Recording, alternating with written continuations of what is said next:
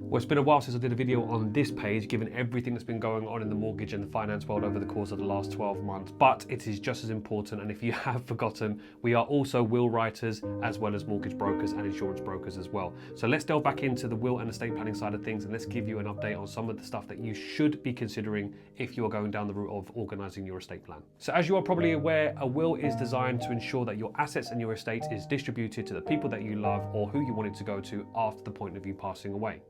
However, I would argue that there is a more important document that you need to be considering, which is one to have in place whilst you are still alive.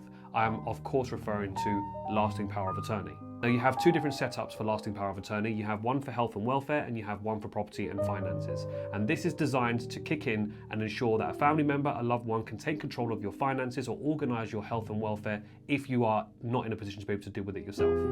To give you context, we've recently dealt with a customer who has two elderly parents. This customer organised for notifications for any spending on the parents' account to come through to her, so she was fully aware of anything that was happening or any unusual spending that may take place. Throughout the course of about 6 months, this customer saw some irregular spending and irregular cash withdrawals.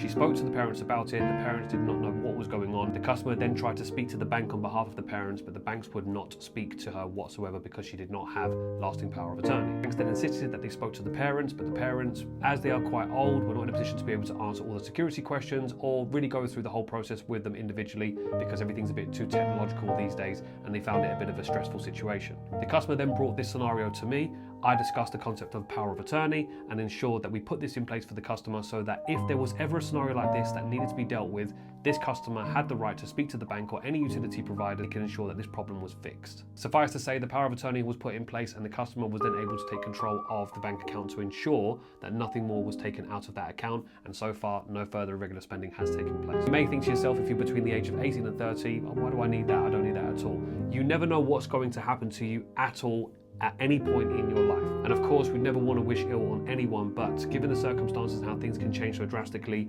you need to ensure that you have someone, a nominated individual, could be parents, could be a close friend, it could be family member, that can ensure that they can step in, that if you are not in a position where you are able to handle any of these aspects yourself, you have someone that can make that call.